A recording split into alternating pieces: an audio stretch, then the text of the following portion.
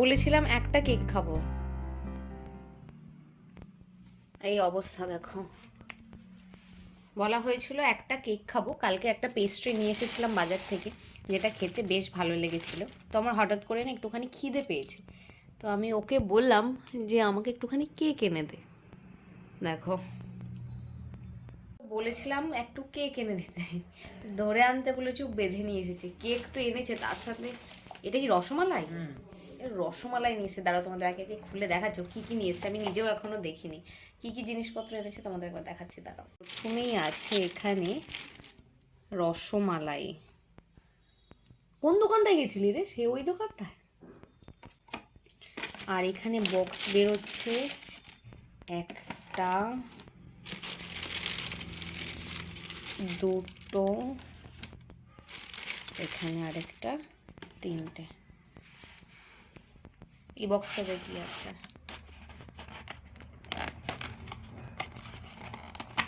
কি এটা? এটা কি কেক? এ মা, এ বাবা, সোজা করতে হবে তো। এই যে কেকটা একটুখানি সাইডে লেগে গেছে, যাই হোক এটা একটা কেক। আমার হাতেও কেক লেগে গেল। এর মধ্যে তো কি আছে আমি জানি, এর মধ্যে আছে আমার চকলেট কেক।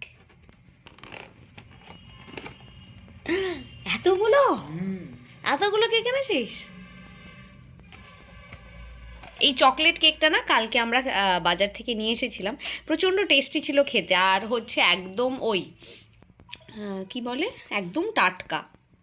যদিও এগুলো লোকাল দোকানের কেক, কিন্তু খেতে ভালো, খারাপ না। এটাও সাইডে রেখে দিই বন্ধ করে, এটাও রেখে দিই। এটার মধ্যে, এটা একটু ভারী ভারী লাগছে, এটার মধ্যে কিছু এক্সাইটিং জিনিস আছে। কি আছে এটার মধ্যে? আরে বাবা,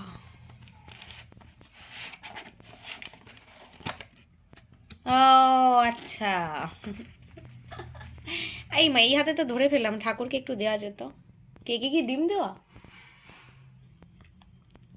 এই যে এটা হচ্ছে ওই কাইন্ড অফ আমাদের ওখানকার ছানা পোড়া যেরম বিক্রি হয় না আমাদের মিষ্টির দোকানে, এখানের এই এক মানে একমাত্র মিষ্টি যেটা খেতে আশিস প্রচণ্ড ভালোবাসে। এটাও নিয়ে এসেছে, খাবার পর ও একটা একটা করে খাবে। আর এই আছে রসমালাই, দাঁড়া রসমালাইটা এবার খুলে দেখাই। এই রসমালাইটা খেতেও না বেশ টেস্টি। ওর জন্য মিষ্টি নিয়ে এসেছে আর আমার জন্য এনেছে রসমালাইটা। আর টেম্পটিং লাগছে দেখতে, দেখো। এই হচ্ছে আমাদের কেক, এটা আমারটা। আশিস কোনটা খাচ্ছিস দেখা? আশিস খাচ্ছে ওইটা, আমি খাচ্ছি এইটা। চলো কেক খাই।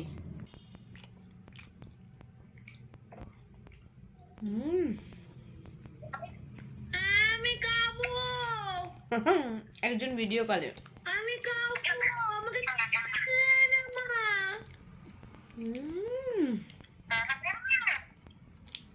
ভালো কথা রেসি যাও, পেট পেট খারাপ হবে। খুবই ভালো খেতে বল কেকটা।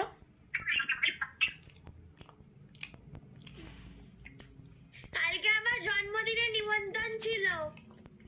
শুনলাম। কেকটা তাদের করে খেয়ে নিই, যাবো রান্না করতে। বাই। দুপুরবেলায় লাঞ্চ করা আমাদের হয়ে গেছে, ঘড়িতে বাজছে এখন প্রায় বিকেল 4:30 মতো। বেশ অনেক দিন ধরেই ভাবছি না একটা জিনিস বাড়িতে বানাবো। প্রিপারেশন দেখে তোমরা হয়তো বুঝতেই পারছো বাড়িতে আছে কি বানাবো। বাড়িতে বানাবো আজকে মোমো। এই মোমো খেতে আমি প্রচণ্ড ভালোবাসি, আশিসও বাসি, তবে আমাদের এখানে যে মোমোটা পাওয়া যায় না সেটা আশিস খেতে খুব একটা ভালোবাসে না। এই নিয়ে দুবার আশিস পাহাড়ে গেল, ওর ওইখানকার মোমো বেশ ভালো লাগে। তবে ওখানকার মোমোতে না টেস্টটাই যেন আলাদা, আর ওখানকার ওয়েদারের সাথে গরম গরম মোমো এত ভালো যায়। এবার আমরা যখন পাহাড়ে গেছিলাম প্রচুর মোমো খেয়েছি, রাস্তাঘাটে চলতে ফিরতে, ডিনারেও মোমো খাচ্ছি, লাঞ্চেও মোমো খাচ্ছি। তবে ওনাদের মোমোর টেস্টটা আমাদের এখানের থেকে একদম আলাদা। আমাদের এখানকার মোমো কোনো অংশে কম যায় না, তবে দুটো দুরকম টেস্ট। আজকে আমি ভেজ মোমো বানাবো আর তার সাথে বানাবো চিকেন স্যুপ। দুপুরবেলা রান্না করার সময় সমস্ত ভেজিটেবলগুলোকে আমি এখানে কেটে রেখেছিলাম। বাঁধাকপি দিয়েছি, তার সাথে পেঁয়াজ, একটুখানি গাজর দিয়েছি, ক্যাপসিকাম দিয়েছি, আর রসুন কুচি, আদা কুচি দিয়েছি। একটু ভিনিগার আর নুন দিয়ে খুব ভালো করে মেখে একটুখানি সেট হওয়ার জন্য ফ্রিজে রেখে দিলাম।